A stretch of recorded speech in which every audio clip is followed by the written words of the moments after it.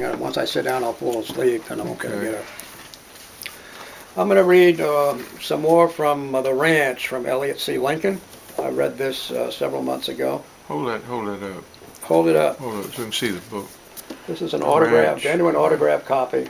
Elliott Lincoln, yeah. Of this book, and for those that don't remember, Elliott Lincoln. This book was written in 1924. It's Poems of the West, and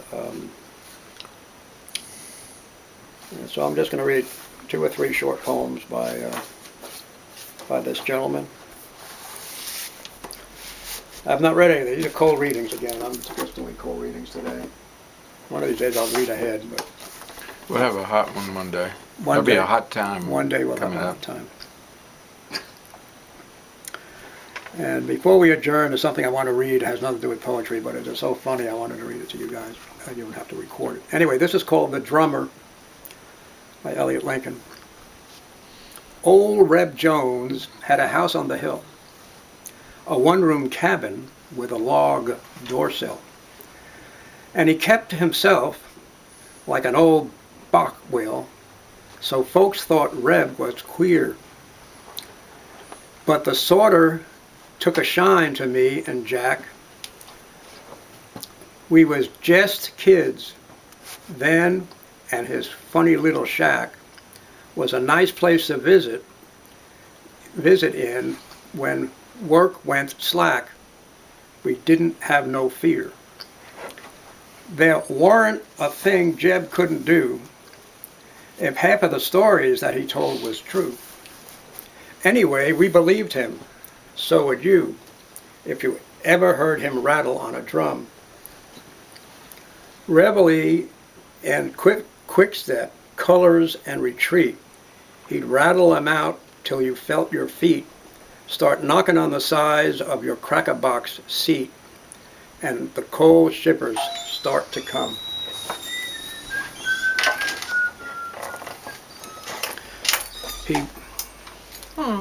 He fought through the war as a drummer, he said. At Gettysburg, he was left for dead. When Pickett's lines met the northern lead, Reb's own drum sounded the charge. So one of the games we kids would play was answering to mess call. Dad's ranch lay just down in the hollow. We'd slip away, our appetites were large. Well, the years went rolling by till we was clean grown up. But old Reb, he stayed the same funny fella he used to be, somehow scratching along. And then one winter night came round with a big cold moon and snow on the ground. And sudden we heard Revs Rally sound, and Jack says, something's wrong. We grabbed up a light and we started on the run. An uphill climb through the woods weren't fun, but we stuck right to it till the job was done, and we seen Reb waiting there. With his shoulders level and his chin held high, and his old flannel nightshirt blowing all awry, he was watching the trees with an anxious eye, while his drum still battered the air. Then he shifted to the charge with all his might, as he heard us shout through the frosty night. But the flying sticks faltered when he seen our light, and he yells out, "Men, you're slow. For the 69th, up on the line." "All right, Cap, just give us the sign." Then he spun half around in the cold moonshine, and he dropped down dead in the snow. But that was years ago. Tonight the pine trees sway and sing. The ranch house shakes and the cold winds bring strange sounds. The faint far echoes come like the roll of a Civil War drum.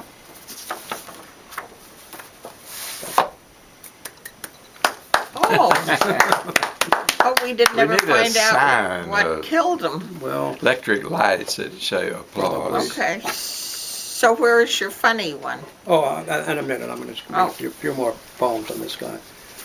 He said it didn't have anything to do with poetry. And He said it that doesn't one have is under the anything. poetry. But if it'll make me I'll let you- laugh. I'll You let have you to do guys. that after hours. I'll If let it- you guys read, and before Joe Dan does his, No, I want it to laugh. okay. Okay.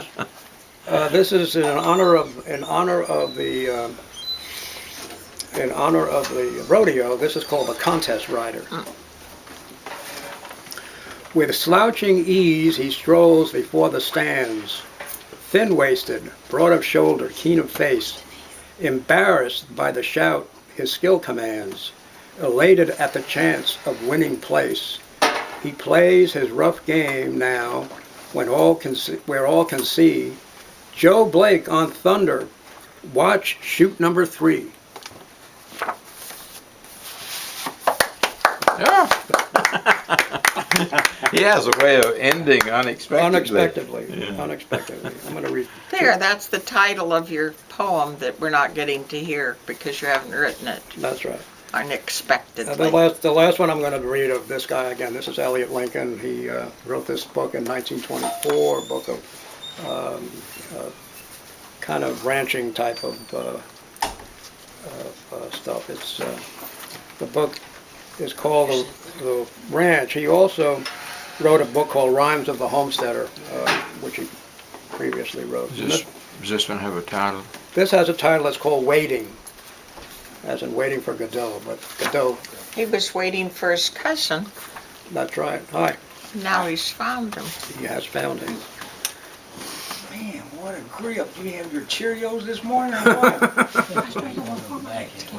Is that what it was? That's what it is. Gee, that was a One more man chair back handshake. here, So I got that. if it doesn't want one of those fancy chairs there. People want something with a back on. Actually, people are. Well, they all have backs. I don't have any stools here. It's everything I has a like back. those chairs. That has a back. I like that table. Yeah, it's nice. All right. We did good when we bought that. Carry on, brother. All right, this is called Waiting. Elliott C. Lincoln. That steak will be like leather in a minute. I wish he'd come. He said he'd sure be home in time for supper. But it's 6:30 and no Jim yet. Oh well, I might have known it. Killing myself to get his meals on time. And not a once, except of course for breakfast. But everything got cold before he ate.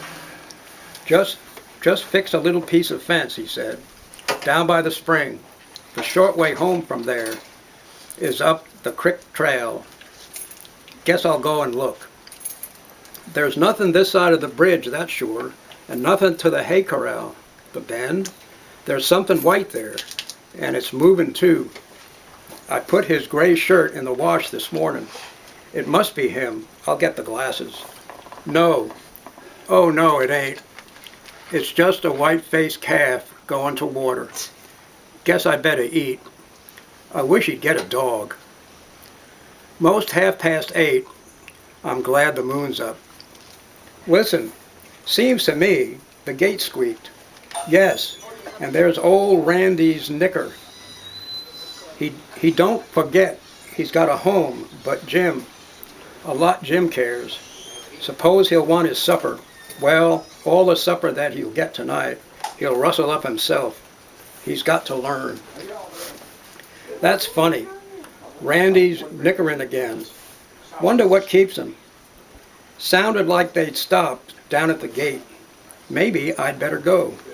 Perhaps they'd bring home a cap or something. Where's my coat? 'Tis Randy. Jim, oh Jim, I wonder why?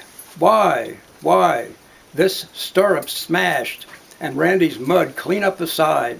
Where's Jim? One rein broke too. He must be hurt. Oh Lord, why don't he get a horse a girl can ride? He's maybe... Steady, Randy. Whoa there now. I've got to do it. Whoa there, whoa, you beast. Damn you, oh damn you. No use, he won't stand. I'd start and walk, but out there in the hills, I'd never find him, not in 50 years. And then if Jim came home and found me gone, he'd worry. Seems to me I'd better go back to the house. There's that clock striking 10. Just one more look, and then I'll go to bed. Wish I could sleep. No, nothing coming yet. How bright it is. Hear the fool coyotes? It's always cold here nights, even in summer. Listen, what's that? Something. Or something, someone's coming. On the old road down by the chicken house. There 'tis again. He wouldn't come that way, would he? Why should he? Look, I see it now. I see him, limping. He's hurt. But, Jim, I'm coming, Jim. Wait there. Oh, sweet, good, dear, kind God, it's Jim.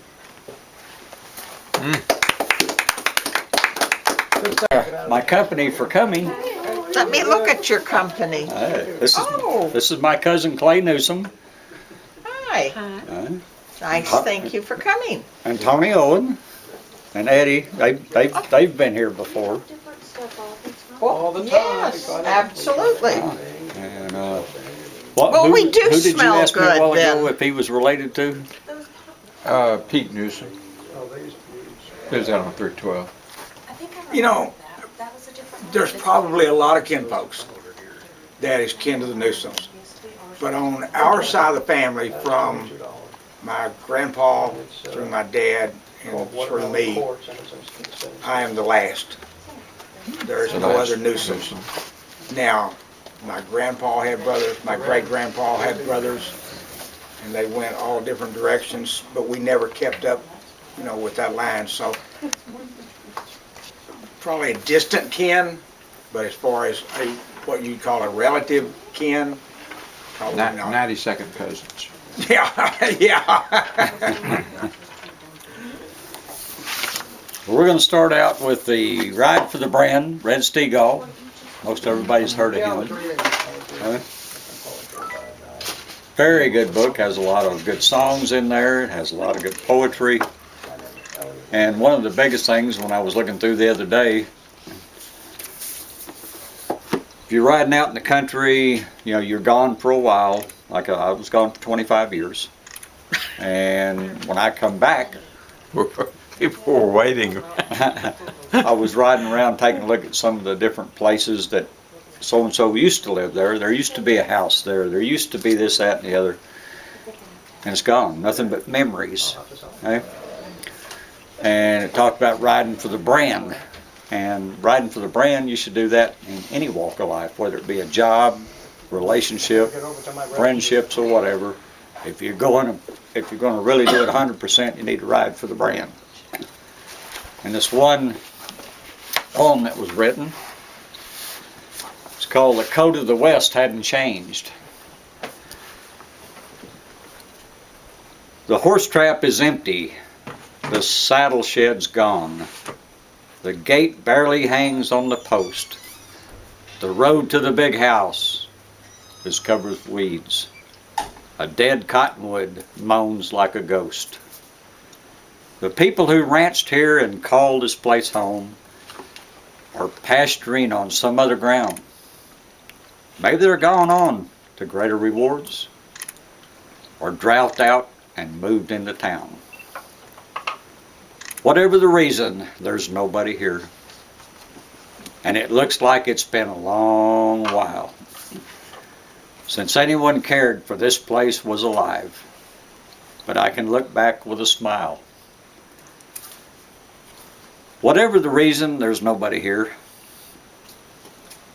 Because I can remember the 20-odd years that I rode for this outfit with pride. Sure enough, good people. They treated us fair and gave us good horses to ride. And there was a young Rusty, we call him the Kid. Though he wasn't much younger than me, he was killed in a cow work at Willow Springs Camp when a bronc run over him underneath the tree. And the triangle roan, well, he was a colt. He'd try you each time you got on him. But once you quit bucking, and I got him lined out, was the best friend that I'd ever known. There's a bed of wagon that we used to go into town on when they throwed the big dances in the fall. One time I rode horseback, drank a little too much hooch, like to never got back home at all. We'd tie up the wagon and let the team have its head, and while Murdoch he'd spin us a yarn or two, we'd sit on the wagon and have a good time while the team took us back to the barn. They knew how to get home. They fenced in the big pasture and divvied it up into pieces that won't even run a cow now. It sure breaks my heart to remember and see what they've done to it now. The big thicket's gone off and the cedar top's flat, where the wagon would stay for a week. I sure miss old Camp Cookie's sourdough bread at the roundup on Cottonwood Creek. I wonder what happened to Curly and Bill, Cotton, Cody, and Slim, and Murdoch, the wagon boss. Where's he gone? I sure took a liking to him. I reckon they're working on some other range, and their horse may not buck as bad, and I bet they're still cowboying, at least in their minds, and reliving the fun that we all had. I'm sure that the years have reshuffled my cards, and the hand that I play's rearranged, but all I believe in, we had a good time, and that the coat of the West hadn't changed. Hey, Very good. I always like your selections, Doc. Thank you. You are done, but I got none of these are really done. None of them are completed. Usually when you write a poem, or when I write a poem, it's done in the emotion of the moment, and then you kind of let it simmer like a stew and see what else needs to be added, or maybe you shouldn't add any more. Because what can be done with less is more. So, this one, maybe some will remember, I started it in May 2011. And it's called The Dry Line. The dapper weatherman forecasts tornadoes, hail, and straight-line winds when he sees the cold north air in a collision course with warm, moist air streaming up from the Gulf. He calls it a dry line, prophesier of tragic consequences. History, too, is made up of collisions, dry lines, some seen and felt at a distance, some in our own backyard. A smiling man pauses at the hatch of his airplane, turning to wave a last goodbye to his old friend. Neither realize the dry line stands between him and his destination. Henry marries Anne, Diana marries Charles, and beneath the cathedral stones lie William the Conqueror, Charles I, and Mary, Queen of Scots. They met a dry line. In mountain camps, Navy SEALs practice landing and home invasion, while a man known as Osama takes his young wife to bed. A president speaks to the nation at Gettysburg. An archduke takes a ride in Sarajevo. A young first lady puts on a pink suit to travel with her husband to Dallas. Years in the future, Joplin, Missouri, and Van, Texas disappear in rain-wrapped tornadoes. Ferguson, Missouri, and Baltimore, Maryland burn in its fires. All is gone, gone with the wind. The dry line foretells change. We stand exposed in its path. wow, you really added to that one. It's finished. Yeah, Well, a little here and there. you had just started it when you read it the first time. I think the thing that brought up the thought of that poem, he had a dear friend that he said goodbye to. Yeah, I recognize that. Was it Abilene? No, it was Stephenville. But I recognize that, you know, I knew what that was immediately. It was, if you notice sometimes on the weather forecast, they'll talk about the dry line. And it's a collision. And just depending on where you are, it's pretty violent. And I started thinking about that with the weatherman, and then I said, well, was it a dry line? I didn't know. And he had not ever heard of it, and it could be that at that time, they didn't even have enough weather information to call it that. 1981. We get pretty blasé with our, the satellites and the Dopplers. And so that was called the dry line. And things happen in our life that feels like the dry line. I want a copy of that. Okay. Yes, I'll write it. You started it. Yeah. You began it. This is called Conflicted. I'm in a tops group. I weighed 120 pounds and then I fell out of my loft. It's a long story, and I'm not very graceful. Mother warned me in my life about gracefulness. But I did run away from the ballet class, and I wouldn't listen. So I remain graceless. And I fell, and I broke myself in half, and it ensued 4 years of very unpleasant life ensued, and I gained 50 pounds, and I haven't lost a yet, really. So I joined Tops, and they know I like poetry. And they're always trying to get you to do a program. And I've been there a year, and I haven't lost any weight, and I haven't done a program. But they trapped me. Oh, I said, they said, do a program with, on weight and a poem. And I said, how would I do that? And then all of a sudden, the teacher and me started putting pieces together. So I'm going to have them write a poem in 5 minutes. I wrote this in 5 minutes. It's either the emotion is there, and that's when you write the poem, or you think about it, and then you get these poems that are miles long. Conflicted. Food is my enemy. Food is my friend. I didn't make this word up. Frenemy. 1 year the uninvited to the party. Next year queen of the prom. 1 year only 3 dresses in my closet. Next year a closet full. Unkind, unsympathetic, maternal instinct reminding her of her own struggle with size. Next thing I know, proud to be my mom. Snuggling down in bed with me for gossip about who was at the party.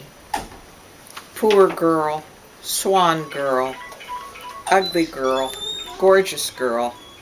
Keep thin to keep it up and mask the chubette girl inside. Who to trust? Sad to be fat, now afraid to be thin. Upside down, thin or fat, love me or leave me be, it's always me inside. Okay. So that's what I'm going to read mine, but they'll probably say I cheated, but I didn't. So on our property, I have a farmhouse that's a bed and breakfast. 2 very nice ladies from out of town came to stay there.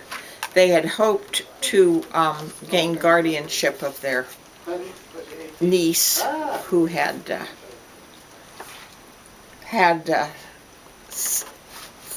2 sudden deaths and was really kind of left out on a limb.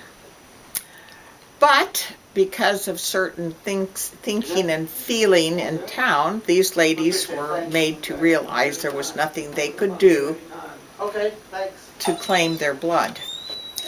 And it made me mad. And so I wrote this, and I was going to write a poem about it. And you know, for them, but I don't seem to be able to. So the poem's called Definitions. But all I did was use the words that they'd said to me.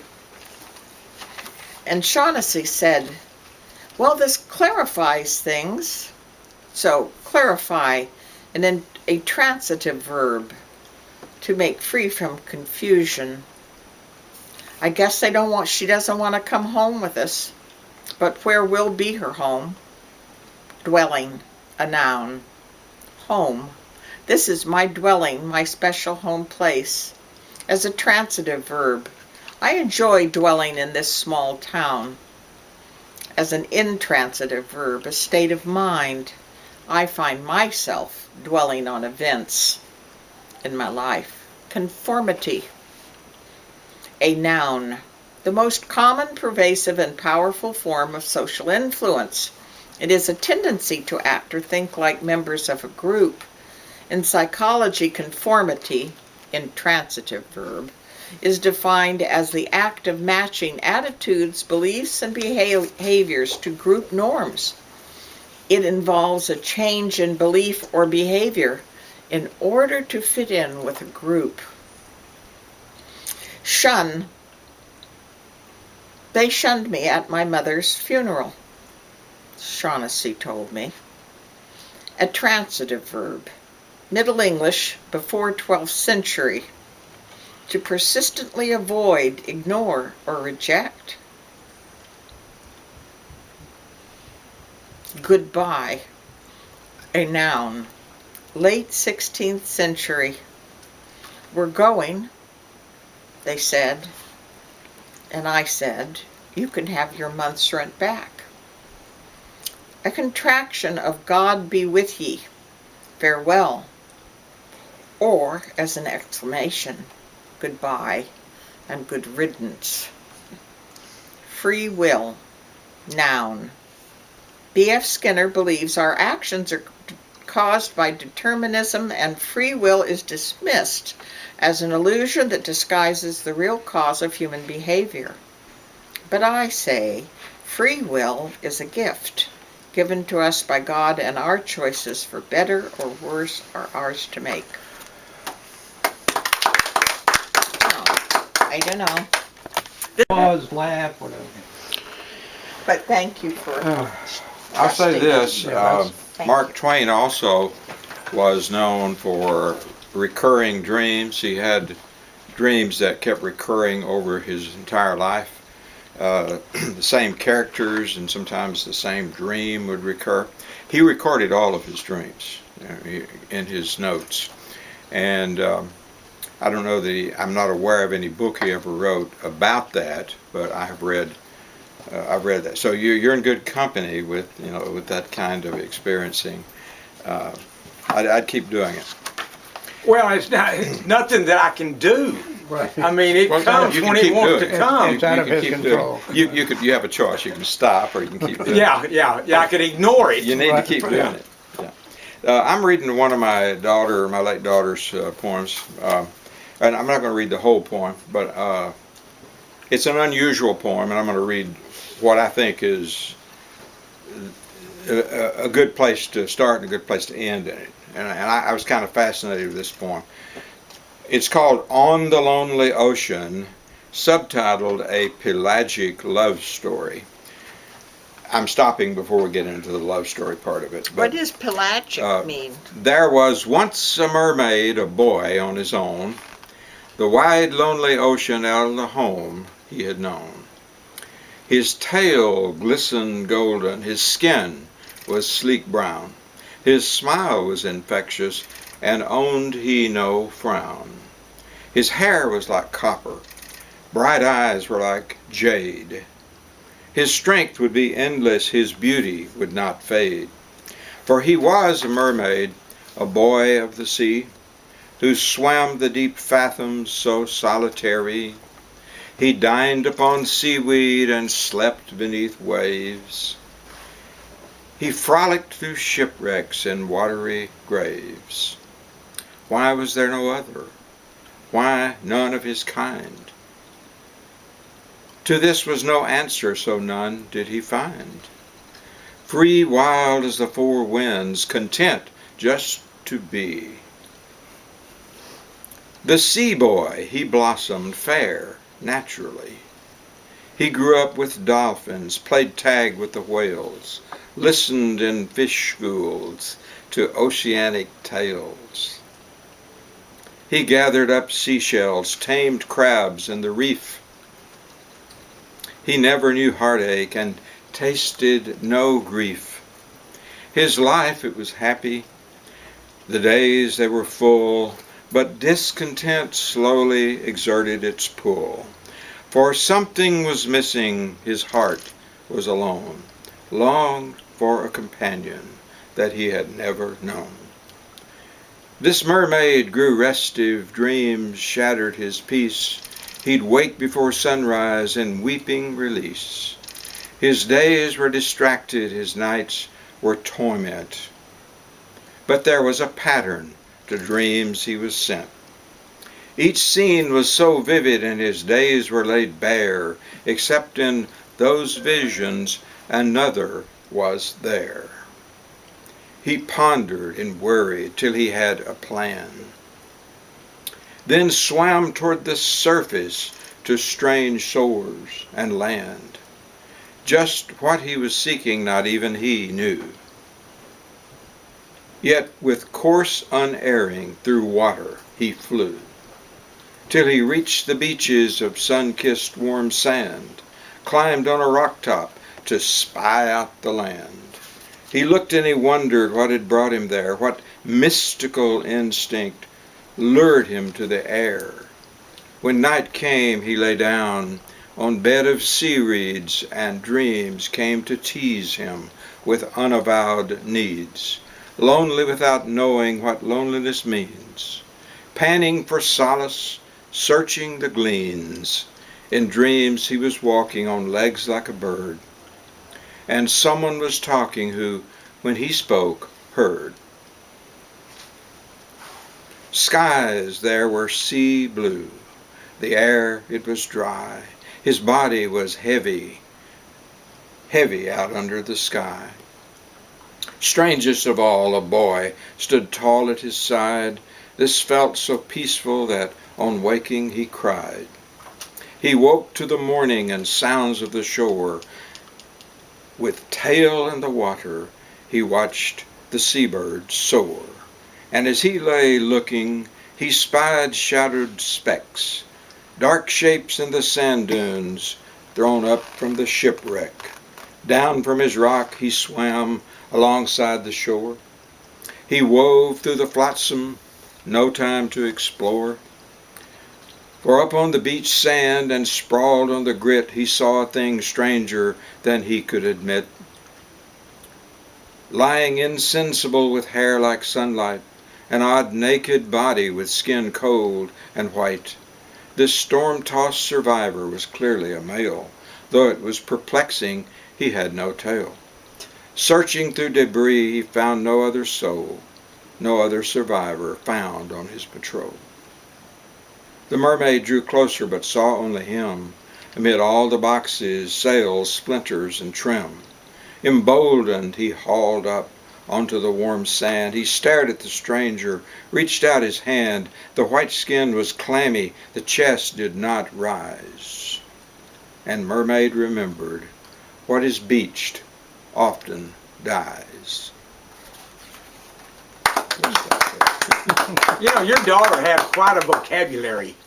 Yeah, well, because there's words in there that I've never heard before, let alone ever used. Well, she was an amazing poet. The reason I'm reading her poetry is she was a lot better poet than I am. Thank you. I appreciate that. You want to recycle this? Yeah, just leave it. I'll finish with the little one paragraph from How to Read a Poem by, and I always forget to read the subtitle of this book, which is And Fall in Love with Poetry. How to read a poem and how to fall in love with poetry. Edward Hirsch, himself a well-known poet, we always conclude with one paragraph from this book. We're now on page 28. Yes, and if we all live to be 160, we might get a whole. This is a new subhead in the book. It is something of an accident that you are the reader and I the writer. You know, which means that all of us are poets, all of us are writers, and all of us are readers. So here's the paragraph. Lyric poetry is a form of verbal materialism, an art of language, but it is much more than the best words in the best order. It is language fulfilling itself, language compressed and raised to its highest power, language in action against time, against death. There are times when I am awestruck by the way that poems incarnate the spirits, and strike the bedrock of being. Other times I am struck by how little the poem has to go on, how inadequate its means. For what does the writer have but some black markings on a blank page to imagine a world? Hence these lines from the splendid Florentine poet Guido Cavalcanti. We are the poor, bewildered quills, the little scissors, and the grieving penknife. The end. He could have very easily said the simple of simplest. That's right. And the toughest of and what did he do? He put 75 words in there to describe just a little thing. Right. Anyway, and very poetic. Yeah. To me, that's the thing that makes poetry. When Bonnie and Tony were talking a while ago, my thinking is, how many times have you heard someone read something aloud that's clearly prose, or read something that's clearly prose, and thought that is so poetic? Right. I mean, poetry not only doesn't have to rhyme, like Bonnie said, but it just, and the word she used was flow, and what I said kind of, it reminded me of when she used the word flow. It does have to flow. I agree with that.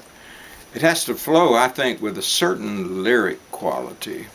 I don't know exactly how to describe it, but any time that you read prose that you call poetic, that's what it means, and that's all. And I think a lot of times we write poetry consequently without knowing, not even thinking of it as poetry. Y'all all come back next time, tell your friends. We do this every third Friday, and this establishment, Conrad, hosts us. We thank him for that. He has so much. It is the unique store of Winnsboro. There's no other store, anything like this. Thank you, Conrad. You're very welcome. Thank you, Conrad. Yeah, thank you very much. I enjoyed it.